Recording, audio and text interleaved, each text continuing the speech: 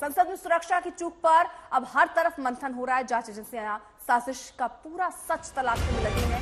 विपक्षी दल सरकार पर हमले की तैयारी कर रहा है। इंडिया गठबंधन के नेताओं के साथ बैठक हो रही है।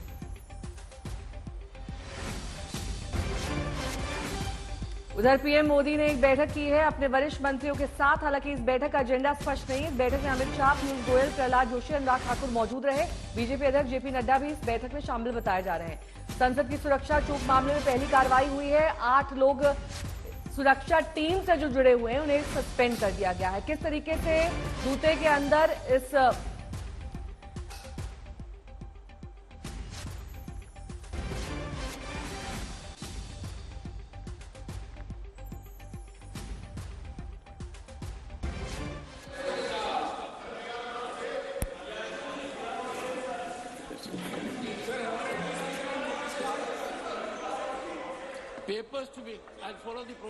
लोकसभा की कार्रवाई अब से कुछ ही देर बाद शुरू होगी। राज्यसभा की कार्रवाई शुरू हो चुकी है। स्पीकर जगदीप धनखड़ वहां पर मौजूद है। राज्यसभा की कार्रवाई में आज संसद की सुरक्षा चूक मामले का पर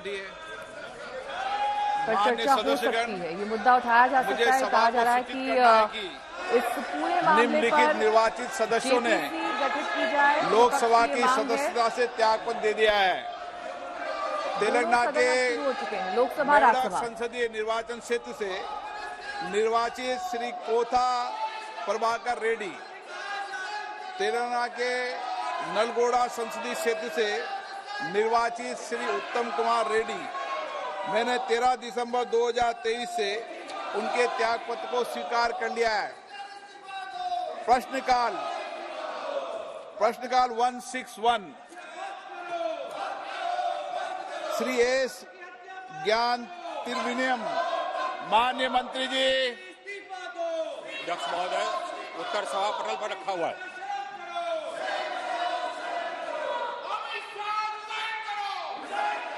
उत्तर सभा पटल पर रख दिया गया।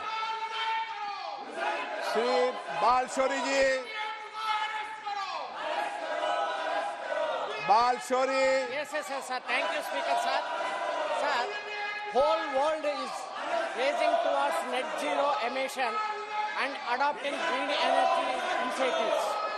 Our Honorable Prime Minister made a statement at COP26 summit and set a target to make India a net zero emission by 2070.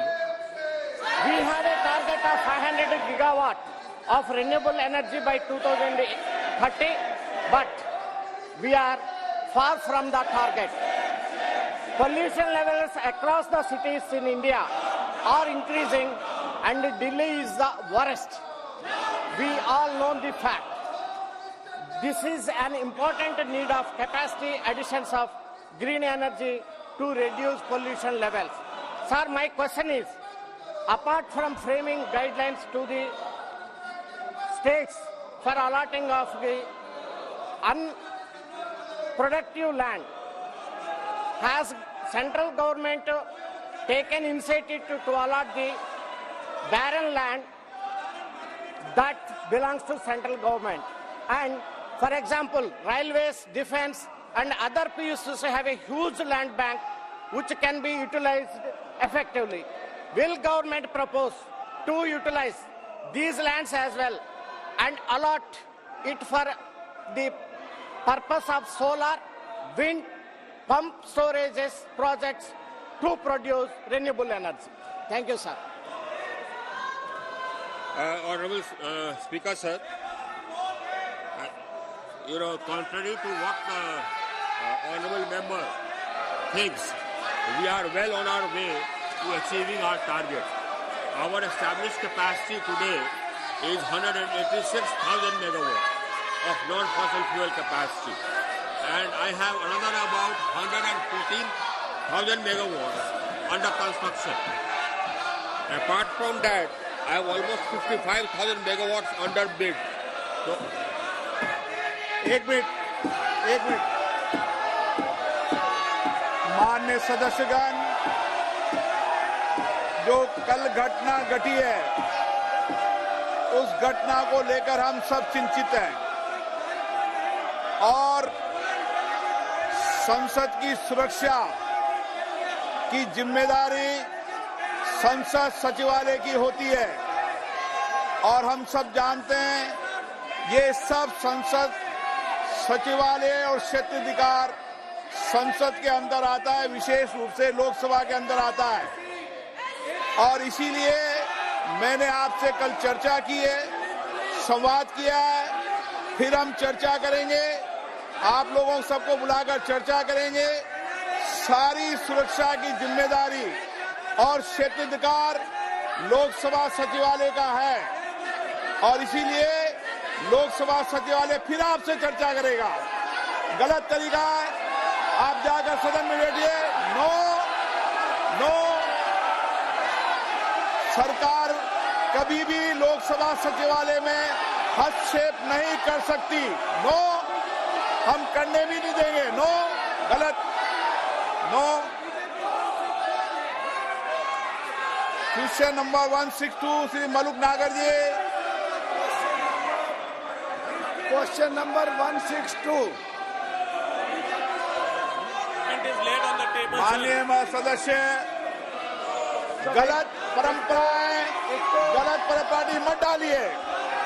अध्यक्ष जी, पहले भी ऐसी घटनाएं हुई है, उन सब घटनाओं पर भी चर्चा करेंगे। भविष्य में घटना न हो इसके लिए भी हम और आप बैठकर चर्चा करेंगे। यह हमारा क्षेत्राधिकार है। सबकी सुरक्षा की जिम्मेदारी लोकसभा अध्यक्ष के नाते मेरी है, इसलिए मैं आपसे बैठकर सब चर्चा करूंगा। हर कस्बे और हर शहर के एसटीपी प्लांट के द्वारा निकालने के बाद ही केवल पानी को गंगा जी में डाला जाता है? क्या ये आंकड़े और रिकॉर्ड उनके पास है? अध्यक्ष महोदय, कल की जो घटना संसद में घटित हुई है, सबने उसको कंडम किया है। बहुत ही दुर्भाग्यपूर्ण घटना है, इसमें कहीं दो मत नहीं है। और आपने इसको तुरंत इसका संज्ञान लेते हुए इस मामले की पूरी जांच का जो है आदेश दे दिया है। मैं समझता हूं कि भविष्य में हम सारे सांसद, चाहे वो पक्ष के हों अथवा प्रतिपक्ष के हों, सभी को सावधानी बरतने की आवश्यकता है ताकि जिनको भी हम पास देते हैं ऐसे व्यक्ति को पास न दिया जाए जो जाकर इस प्रकार की अराजक की स्थिति संसद भवन के अंदर पैदा कर दे।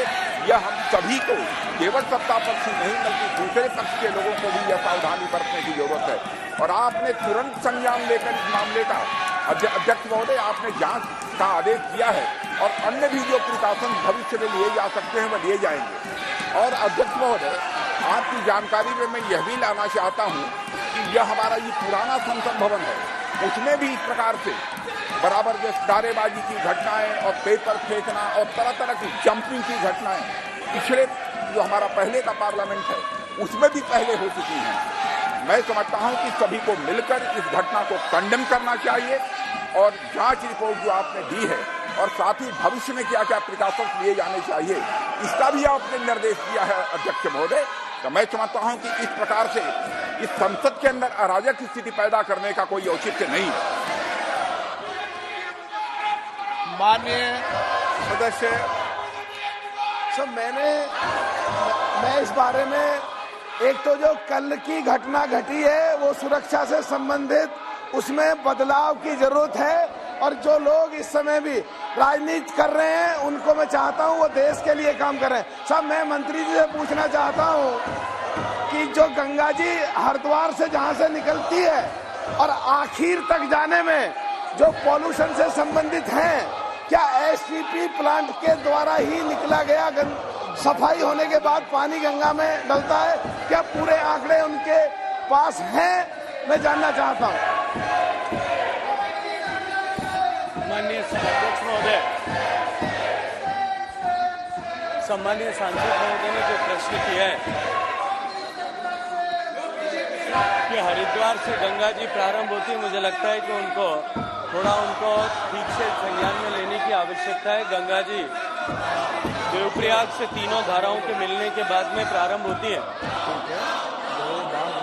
गंगा जी के शुद्धिकरण के लिए माननीय प्रधानमंत्री जी के नेतृत्व में अविरल और निर्मल धारा बनी रही, इस दृष्टिकोण से जो इंटीग्रेटेड एफर्ट्स पिछले 10 साल में किए गए उसके कारण से व्यापक सुधार गंगा नदी के पानी की गुणवत्ता में आया है।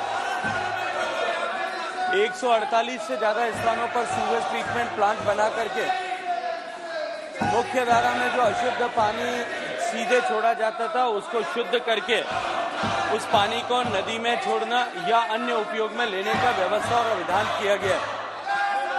माननीय अध्यक्ष महोदय, मैं माननीय सदस्य के प्रश्न के माध्यम से सदन के संज्ञान में लाना चाहता हूं कि पिछले 10 साल को यूनाइटेड नेशंस ने डिकेड ऑफ रिस्टोरेशन ऐसा मानते हुए पूरे विश्व भर से एंट्रीज को इनवाइट किया था और उन एंट्रीज के आधार पर जिस तरह से पिछले 10 साल में दुनिया भर की जो एंट्रीज आई उनके आधार पर जो यूनाइटेड नेशंस ने समीक्षा की है उसमें माननीय प्रधानमंत्री जी के नेतृत्व में चलने वाले इस मिशन गंगा को दुनिया के टॉप 10 रिस्टोरेशन प्रोजेक्ट में ऐसा सम्मिलित किया गया है।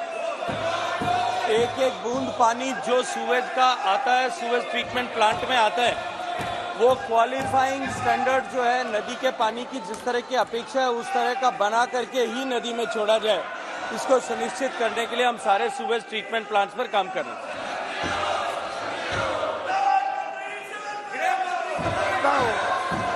माननीय मंत्री जी से कहना चाहता हूं कि वो तो हमें पता है गंगा जी कहां से निकली है, लेकिन जो एसटीपी प्लांट आपने कौन से पहाड़ पे जाके लगवाया, जरा मंत्री जवाब दे दे मुझ पर आरोप लगाने से पहले। दूसरा, मैं साफ साफ कहना चाहता हूं, हरिद्वार से आगे जो माननीय अटल बिहारी जी का सपना था कि गंगा का बाढ़ ना आए, तो हरिद्वार से आगे एक बाण गंगा जो सुक्रताल से होकर के यूपी अंदर निकलती है और एक बाण नदी जो बिजनौर से अमरोहा की तरफ निकलती है, जिनमें आज मिट्टी भर गई है। मैंने आपको पत्र भी कई बार लिखे हैं। उन मिट्टी को निकाल के गंगा के दोनों तटों पे लगाया जाए और उनमें जहां लोगों को सूखा का सामना करना पड़ता है उनको पानी मिल जाएगा, और जो बाढ़ में लोग गंगा के दोनों तरफ के तट में बह जाते हैं उन लोगों को बाढ़ से छुटकारा मिल जाएगा। मंत्री जी, मैंने आपको चिट्ठियां लिखी, आपके जवाब भी आए हैं, कृपया करके इसमें विस्तार में बताने की मेहरबानी करें।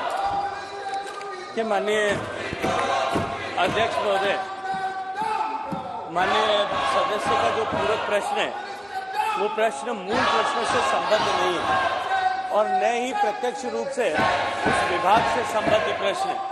नदियों में से गाद निकालने का काम और तटों के तटबंधों को सुदृढ़ीकरण का काम प्रारंभिक तौर पर राज्य सरकार का विषय है और उत्तर प्रदेश सरकार से अभी इस तरह का कोई भी प्रपोजल भारत सरकार में विचाराधीन नहीं है। श्री संजय सेठ।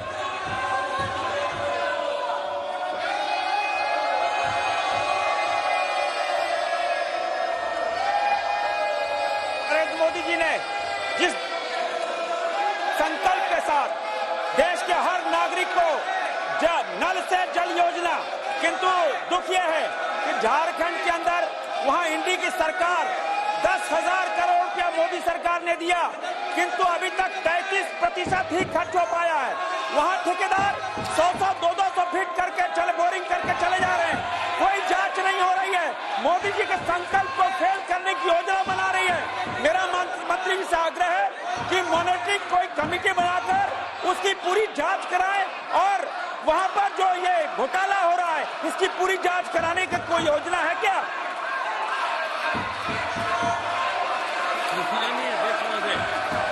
माननीय सदस्य का जो प्रश्न है उस प्रश्न का मूल प्रश्न से कहीं कोई संबंध नहीं है, लेकिन ये तय है कि माननीय प्रधानमंत्री नरेंद्र मोदी जी के नेतृत्व में प्रत्येक घर तक पीने का पानी पहुंचे इस संकल्प के साथ में और माताओं बहनों को पीने का पानी ढोने के अभिशाप से मुक्ति लेने मिले, इस संकल्प के साथ में जो योजना प्रारंभ की गई थी उसके व्यापक परिणाम आज दिखाई देने लगे और पिछले 4 साल के इस योजना के कालखंड में जहां देश में केवल 16% घरों तक पीने का पानी पहुंचता था, आज देश में 72% घरों तक पीने का पानी पहुंचना संभव हुआ और देश में लगभग 11 करोड़ माताओं बहनों को पीने का पानी ढोने के अभिशाप से मुक्ति मिली है।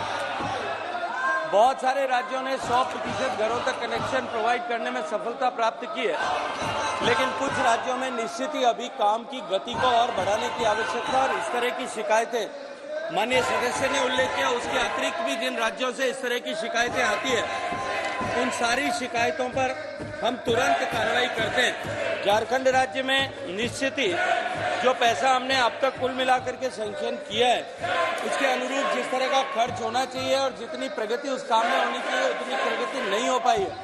और हम निरंतर सतत राज्य सरकार से संपर्क करके उस गति को बढ़ाने के लिए भी काम कर रहे हैं। अगर कोई इस तरह की एक स्पेसिफिक कंप्लेन माननीय सदस्य के पास में है तो माननीय सदस्य अगर मुझे अवगत कराएंगे तो निश्चित ही जो व्यवस्थाओं के अधीन जिस तरह की हमारे पास में स्कोप है उसमें निश्चित ही उस विषय पर जांच कराने की हम कार्रवाई करेंगे। संगम लाल गुप्ता।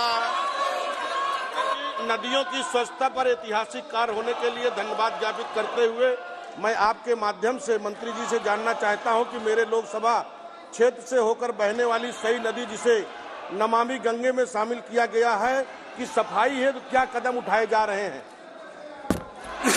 माननीय अध्यक्ष महोदय, माननीय प्रधानमंत्री जी के नेतृत्व में उनके मार्गदर्शन में जब मिशन गंगा प्रारंभ किया गया था उसमें माननीय प्रधानमंत्री जी की संकल्पना गंगा की सफाई के जब समय ही पूरी स्पष्ट अवधारणा थी कि हम गंगा नदी बेसिन में बहने वाली सभी नदियों, गंगा जी की सारी ट्रिब्यूटरी, चाहे वो first, second, third, fourth, fifth order की सारी ट्रिब्यूटरीज पर हम एक साथ काम करेंगे। और मुझे प्रसन्नता है कि गंगा नदी की मुख्य धारा पर सफलता के साथ क्रियान्वयन करने के बाद अब हमने सहायक नदियों पर भी काम प्रारंभ किया है। जिन सहायक नदियों में ज्यादा पोल्यूटेड स्ट्रेचेज हैं हम उनमें ऑलरेडी हिंडन में, काली में, इन सब नदियों पे ऑलरेडी काम प्रारंभ कर दिया है।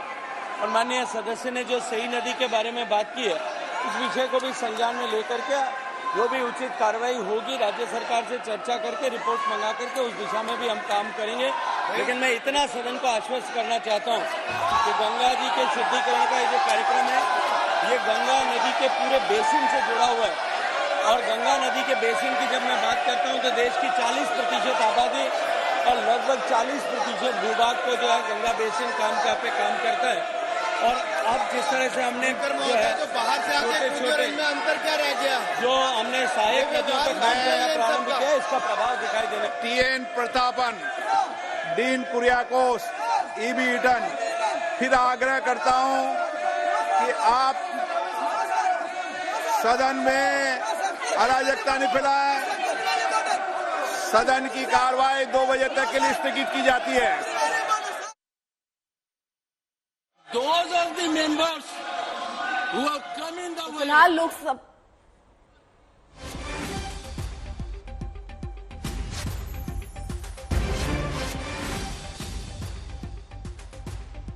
संसद सुरक्षा चूक मामले में जबरदस्त हंगामा लोकसभा में और लोकसभा की कार्रवाई को स्थगित कर दिया गया है। 2 बजे तक सदन की कार्रवाई स्थगित हो गई है। ऐसा माना जा रहा है कि विपक्ष लगातार जेपीसी की मांग कर रहा है। संसद सुरक्षा चूक मामले में 2 बजे तक इसी हंगामे के चलते सदन की कार्रवाई को स्थगित कर दिया गया है। 2 बजे के बाद कार्रवाई शुरू होगी। कल जो सुरक्षा में चूक हुई थी उसको लेकर विपक्ष लगातार हमलावर है।